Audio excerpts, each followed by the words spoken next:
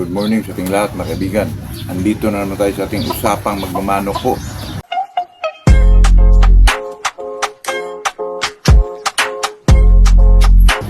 Kahapon mga kaibigan, yung pinag-usapan natin ay medyo magandang topic yun mga kaibigan, kasi yun talaga ang nakita natin sa reality po about pag-ano ng manok mga kaibigan. Kaya bago tayo mag-umpisa ay shout out muna tayo kay Dexter Caigas, at saka itong si Alan Naba at sa kanyang mga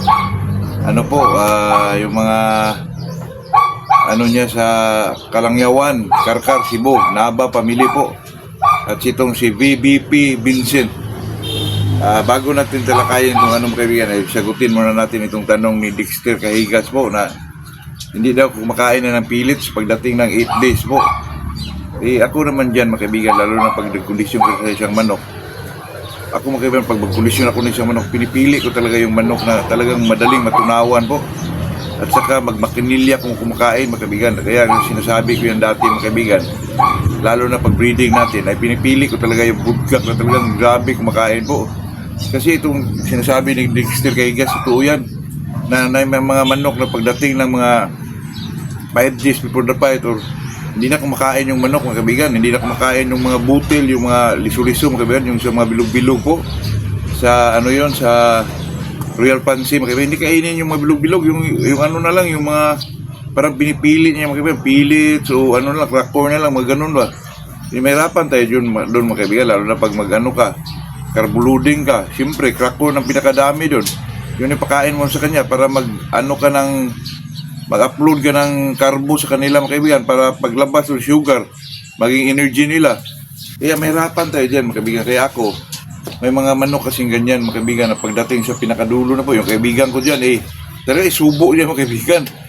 Kasi yung mga ganyan, kung mayroon niyang, lang yan mga kaibigan, mayroon siyang dinaramdam, o may sakit siyang konti, halak ba kaya nagaganon. Kung wala naman sakit talaga, baka naumay na yung manok sa kinakain niya, ganun. May mga manok talagang ganun mga kaibigan. Kaya ako, magkondisyon ako po, ay talaga piliin ko yung madaling matunawan mga kaibigan, para yung madaling matunawan na manok ay talagang malalakas yun, at saka walang pili ang kinakain po.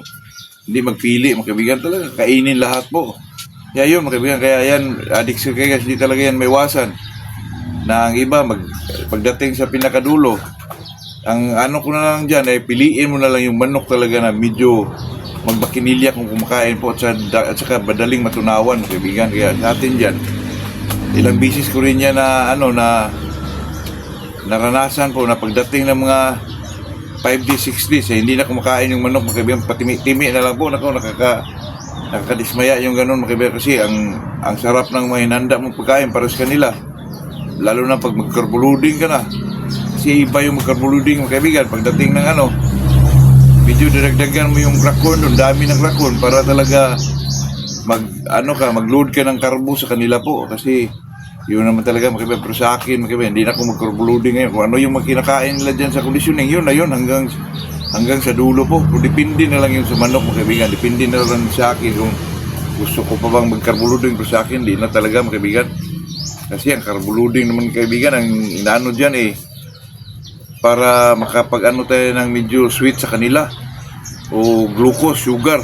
Kaya haluan na lang natin ang yung brown sugar, central mga kaibigan. Bisaya pa, central tawag doon yung brown sugar, yun na lang, haluan na lang natin nung kung pakainin pa natin ng cracker niyan para sa katawan niya, medyo pag magtunaw na yun, ng glucose to energy, ay napaka na yun mga kaibigan. Lagyan na lang natin ng sugar, automatic na po, para medyo talagang na sila po mga kaibigan, hindi na tayo mag-suffer. Baka pagdating ng mga 5 days, hindi naman kumakain, problema yun. Kaya yun Dexter, ang ko dyan, piliin na lang natin yung manok na i-condition natin po.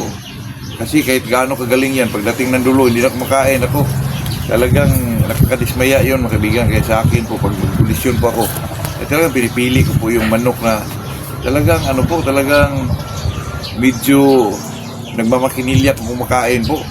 Kasi pagdating ng mga pagkondisyon ka, tapos pagdating ng mga 8 days, 5 days, hindi na kainin yung pellets, hindi na kainin yung cracker, mahirapan tayo dyan mga kaibigan. Yung kaibigan ko, subo niya mga kaibigan, subo niya sa bibig po. pangit naman yung ganun, mga kaibigan, pinilit mo yung manok. Kawawa naman po. Kaya yun lang po ang ano ko dyan, Dexter. Wala na kong ibang ano dyan. Kung magkondisyon ka sa susunod, piliin mo na lang yung manok talaga na medyo maganda yung panunaw para hindi ka na magka-problema po. Yun lang talaga. Yung isa din dyan, mga kaibigan, na sabi niya na pagdating daw sa pit, hindi na mag-perform ang manok. Nagkaroon yun, mga kaibigan. Medyo nag-up yung manok. Maraming factor yan, mga kaibigan. Bakit ganun ang nangyari? Nasa conditioning, kung ibangga mo, napakagaling, napakabilis. Pagdating na sa pit, wala nang palo o iba na yung laban niya, nag-up yun. Kaya ibig sabihin, baka medyo ma-moisture yung isang manok or medyo masyadong dry yung manok. Kaya maraming factor po, maraming dahilan. O ano ba yung pinapakain mo sa kanila. Isa din yun, yung pagbigay ng multivitamins o injectable. Baka nasubrahan yung manok, mga ganong klase po. Maraming factor, mga kaibigan. Masabi lang natin yan pag tayo nagkondisyon po. Malaman mo naman yan, mga kaibigan, kung bakit nagkaganon yung manok. Kasi sa larangan ng pag-aalaga o pagkondisyon ng manok, talagang maano ka sa obserbasyon, mga kaibigan. Obserbahan mong manok mo. Kung ano, kasi ang manok, mahirap naman yan, hindi kasi nagsasalita yun. Kaya ang dyan, mga kaibigan, talagang obserba lang talaga. Yung obserbahan yung manok, ano yung mga kilos niya, yung mga ipot, ganun talaga po. Pero pag wala tayo dyan, nahirapan tayo dyan, mga kaibigan, kasi ang manok kasi, pag medyo sa araw ng laban, pinapakain mo, pinapainom mo, may tendency na mag-up yung isang manok po. Kasi alam naman natin, mga kaibigan, na yung magpuwin tayo po, kailangan talaga walang laman yung, mayroon, pero kunti lang, at saka tubig, kunti lang. Kung nagdepende din kasi yun, mga kaibigan ko dyan, paglaban siya, pakainin yung manok, painumin ng tubig. Pero mananalo pa rin po. Kaya sa akin lang sarili, mga gusto ko talaga medyo kunti lang ipakain sa manok po, mga 5 grams. Kung gusto mong ilaban yan sa examination, painumin ng tubig, 1 dip, 2 dips. Parang ganun lang po. Parang tao lang hindi niya, mga kaibigan.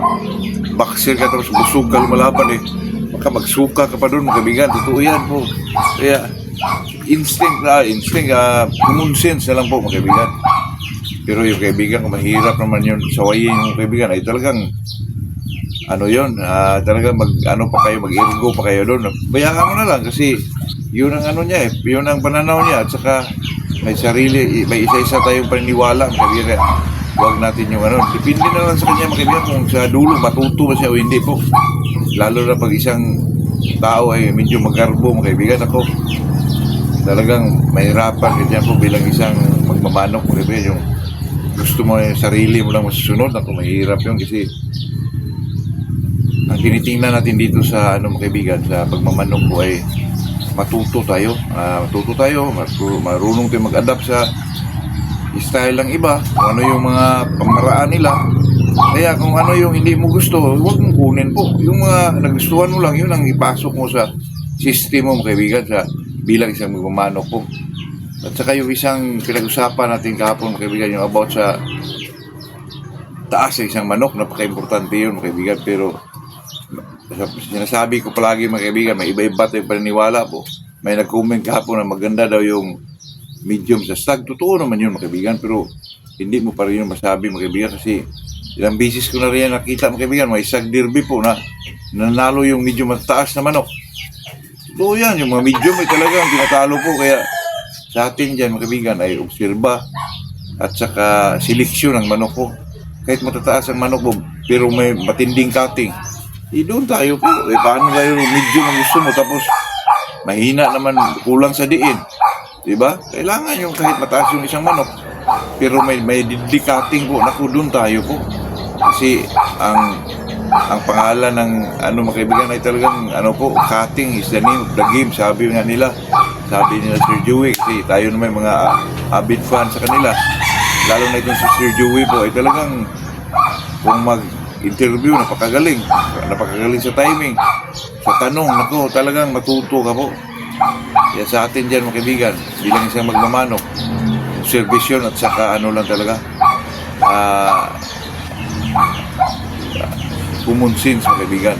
Yun lang talagang pinaka-importante po. Kaya sa akin dyan, Dexter, yun lang talaga ang may share ko dyan.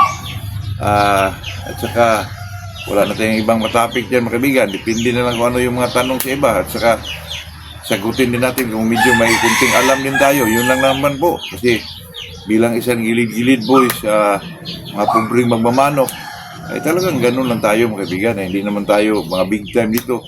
Sa atin nga tayo, mga ulutan lang tayo eh.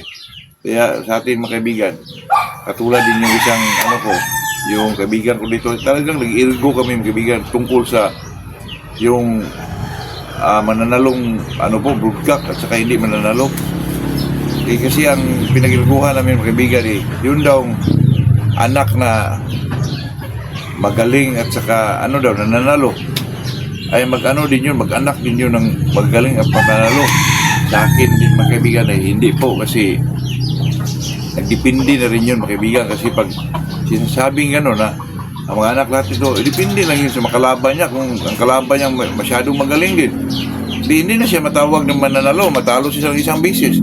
Hindi na maulit yung kaibigan kasi iba yung manok Talagang didin ka na doon mga kaibigan pag isang talo mo lang, di ba? Katulad din yan ng isang tao mga kaibigan, katulad ni Elvis Presley. Si Elvis Presley napakagaling po, king of rock and roll. Ang mga anak niya mga kaibigan, hindi mo masabing ang anak niya ay magiging king of rock and roll din, di ba? Talagang ganun din po, hindi talaga pero yung mga mga magulang ni Elvis Presley ay may tendency na magkaanak din sila ng mga ganung klaseng katulad ni Elvis po. Pero yung mga anak na mga kaibigan ay talagang mahirap yun mga kaibigan, katulad ng sinasabi natin magaling si Muhammad Ali or Manny Pacquiao. Yung anak ni Manny Pacquiao mga kaibigan, hindi mo masabi talaga na mananalo rin or napakagaling din sa boxing po.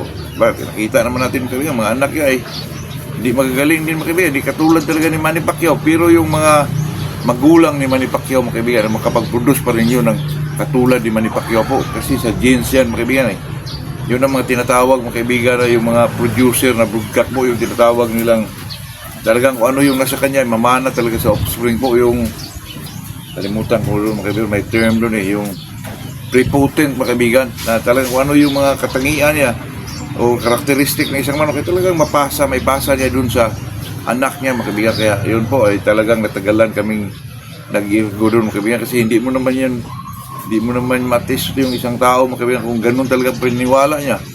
Tayo ay tuloy pa rin tayo sa kung ano ang kahiligan natin po. Yun lang naman talaga mga kaibigan. At saka be humble. Yun lang talaga mga kaibigan. Mahirap yung sa larangan ng ganito po, pagmamanok medyo magyabang tayo. Mahirap yung mga kaibigan. Palagi ko sinasabi dyan na iwasan natin yung magyabang po. Pero naman sa mga kaibigan, sa reality naman, dun sa pit talagang masiyahan din tayo yung may magyabang. Oo, kasi nandun ang excitement dun mga kaibigan Pero sa akin, sa part ko, ayaw ko gano'n. Pero mas ma-enjoy ako doon pag may nakita akong mga gano'n kaibigan na sumasayaw na pag nakita ang kalaban ay medyo papuntang nakaka-enjoy mga kaibigan, kasi napakaganda tingnan po. Kaya tayo naman, hindi tayo dyan.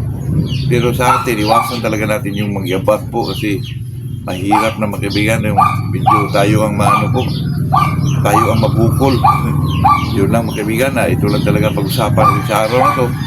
Ay talagang lang po, pero usapang magmamanok lang talaga mga kaibigan. Talagang mayong buntag sa ating lahat po. Merry Christmas po.